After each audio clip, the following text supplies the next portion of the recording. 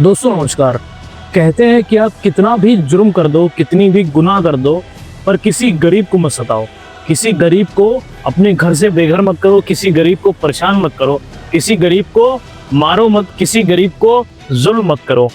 अब हम जिस जगह की बात करने जा रहे हैं वो जगह गुड़गांव में स्थित है। गुड़गांव में कुछ जगह ऐसी हैं जहां पर बंगाल के मालदा, उत्तर दिनाजपुर और पश्चिमी दिनाजपुर के जो मजदूर हैं, जो मजदूर तबके के लोग हैं, वो आके यहाँ पर काम करा करते थे। यहाँ पर काम ऐसे करा करते थे जैसे किसी के घर में झाड़ू मारा करते थे, किसी के घर में बर्तन धोते थे, किसी की इमारतें बनाते थे। गुड़गांव में जो इतनी बड़ी बड़ी रईसी इमारतें बनी हुई हैं उसमें काम करा करते थे। गुड़गांव में जो जॉब करने, जो काम करने बाहर से आदमी औरत आते थे या फिर बाहर से परिवार आते थे या फिर यहीं के जो परिवार हैं उन सबके यहाँ पर बर्तन, झाड़ू, पोछा ऐसे तरीके के काम करा करते थे। यहाँ की जो प्रशासन है गुड़गांव का, गुड़गांव के प्रशासन ने उनको यहाँ से डिटेन करना शुरू कर दिया।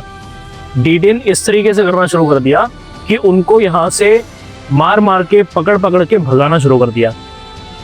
और तथ्य ये दिया गया कि वो सारे बांग्लादेशी थे। कुछ ऐसे भी उनके साथ बच्चे थे जो पढ़ाई में बहुत अच्छे थे। एक लड़की जो कि डॉक्टर बनना चाहती थी, वो साफ साफ कह रही है, we have all the documents, हमारे पास सारे डॉक्यूमेंट्स हैं। हमारे बाप दादा की ज़मीन के डॉक्यूमेंट्स हैं, हमारे बाप की ज़मीन के डॉक्यूमेंट्स हैं, हमारे पिताजी की जो प्रॉपर्टी है, जो ज़मीन, छोटी मोटी ज़मीन गांव में उनकी है, खेती बाड़ी जो है, उन सबके डॉक्यूमेंट्स उनके पास में है। पर उनकी एक भी बात नहीं सुनी गई। उनकी कोई भी बात को गुड़गांव की जो प्रशासन है, गुड़गांव की जो पुलिस है, उसने नकार दिया। 1400 से 1500 फैमिलीज अपने राज्य में, अपने शहर वापस चले गए। वो बस्तियां जहां पर हमारे और आपके घर में काम करने वाली औरतें, आदमी जो हमारे घर में छोटा छोटा काम करा करते थे, जिनसे हमें सहूलियत हुआ करती थी, अब वो गुड़गांव में नहीं रह रहे हैं। वो सारे के सारे अपने राज्य और अपने शहर जा चुके हैं। यहाँ की पुलिस का इतने दिन के बाद में स्टेटमेंट आता है कि हम किसी को डिटेन नहीं कर रहे हैं, हम सिर्फ पूछताछ कर रहे हैं। और वहाँ के जो बस्ती के, जो उस जगह के जो नागरिक हैं, उन्होंने बताया कि हमको पकड़ के लेके जाते थे ये पूछने कि आधार कार्ड वेरिफिकेशन करना है, ये बताते थे कि आधार कार्ड का वेरिफिकेशन करना है, और पकड़ के जाने के बाद में 4-4, 5-5 दिन घर नहीं छोड़ते थे, मारते थे। ये जो सारी बातें हैं, ये मैं नहीं कह रहा हूँ, ये सारी बातें तरह तरह के टीवी चैनलों ने रिपोर्ट करी हैं, तरह तरह लोगों ने रिपोर्ट करी हैं, और उनके सामने उन बस्ती, उन झुग्गी वालों ने ये चीज़ कही है। जो एक कहावत हमेशा से कही जाती है, गेहूं के साथ साथ घुन भी पिस जाता है। अगर बांग्लादेशी जो यहाँ पर आए हुए हैं, आपको उनको रिकॉग्नाइज करके भेजने की बजाय आपने इतने सारे लोगों को यहाँ से भेज दिया कि अब लोगों के घर में काम करने को लोग नहीं है। बर्तन, झाड़ू, पोछा, जो छोटे छोटे काम होते हैं वो करने के लिए उनके पास लोग नहीं है। और जो बच्चे अपने माँ बाप की 10-15 हज़ार रुपए की कमाई से एक अच्छा भविष्य सोच रहे थे, एक अच्छी पढ़ाई सोच रहे थे, वो लड़की ये सोच रही थी कि वो डॉक्टर बन जाएगी। छोटी सी बच्ची थी, वो ये सोच रही थी कि वो डॉक्टर बन जाएगी, वो MBBS की तैयारी आगे करेगी। आपने उसके 10-12 सालों की जो मेहनत, जो इतनी सारी उसकी तपस्या थी, उसको पूरी तरीके से खत्म कर दिया। आपको ये करना था कि आप तरह तरह की, गुड़गांव में सैकड़ों झुग्गी हैं, आप गुड़गांव की किसी झुग्गी में जाते, आप वहां जाके आधार कार्ड, जो भी उनका सारी जन्म पत्री है वो देखते।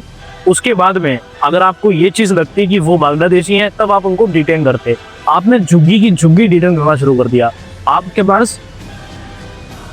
आपके पास में शायद टाइम की कमी थी, क्योंकि गुड़गांव पुलिस में मैंने देखा है, मैं खुद गुड़गांव में रहता हूँ, मैंने गुड़गांव पुलिस में देखा है कि इनके अंदर पेशेंस नाम की चीज नहीं है। Delhi police is far far better than Gurgaon police. Gurgaon police के पास में पेशेंस नाम की चीज नहीं है। इनको तुरंत चाहिए फटाफट, ये आपकी कोई भी बात नहीं सुनेंगे। अगर थाना पे डिपेंड भी करता है। वो बच्ची साफ साफ ही कह रही है कि मेरे माता पिता दोनों मिला के 20,000 रुपए महीने कमाते थे, हम उस 20,000 रुपए से पढ़ाई कर रहे होते थे, और वो बच्ची पढ़ाई में बहुत अच्छी थी। आज भारत के न जाने कितने युवा आगे आ रहे हैं उस बच्ची को सपोर्ट करने, ताकि वो पढ़ लिख के आगे जाके डॉक्टर बन सके। आपने उसके पूरे सपनों को खत्म कर दिया एक बार में। गुड़गांव में रह के वो पढ़ाई कर रही थी, स्कूल जा रही थी, न जाने कितने ऐसे थे जिनके पास में शायद महीने के आखिरी में पैसे नहीं होंगे। आपने उनको जबरदस्ती मार मार के वापस बंगाल भेजा। क्या आपने इसके पहले कोई प्लानिंग करी थी कि कितने लोग हैं जिनको आपने डिटेन किया था? क्या आपने उनके कार्ड देखे? क्या आपने उनकी जमीन की हकीकत देखी कि आखिर में वो हैं भी इंडियंस की नहीं है? आपने कितनों को पहचाना कि वो बांग्लादेशी हैं? 1400 से 1500 फैमिलीज गुड़गांव छोड़ के चले गए। अगर अपने देश के नागरिकों को अपने ही देश में रहने का अधिकार नहीं है, तब तो फिर सवाल देश की सरकार पर भी उठता है कि आखिर देश की सरकार क्या कर रही है। हम बाहरी मुद्दों पर तो ध्यान दे रहे हैं, पर हमारे जो घर के मुद्दे हैं, जो अंदर के मुद्दे हैं, हम उन पर ध्यान ही नहीं दे रहे। अगर ये झुग्गी है तो झुग्गी क्यों है? क्या हमने कभी इस चीज़ पे ध्यान दिया? झुग्गी जो बनाई है, वो जो वहाँ मजदूर जो कामगार रह रहे थे, वो सारे वहाँ पर किराया देते थे। वो फ्री में नहीं रह रहे थे, वो किराया दे के रह रहे थे। मेरा सरकार से और जो भी इस वीडियो को देख रहा है उससे निवेदन है कि इस वीडियो को शेयर करा जाए, ताकि गुड़गांव पुलिस की जो आंखें हैं वो खुले, थोड़ा सा उनको थोड़ी सी समझ आए कि आखिर में पकड़ना किसको है और बंद किसको करना है। धन्यवाद।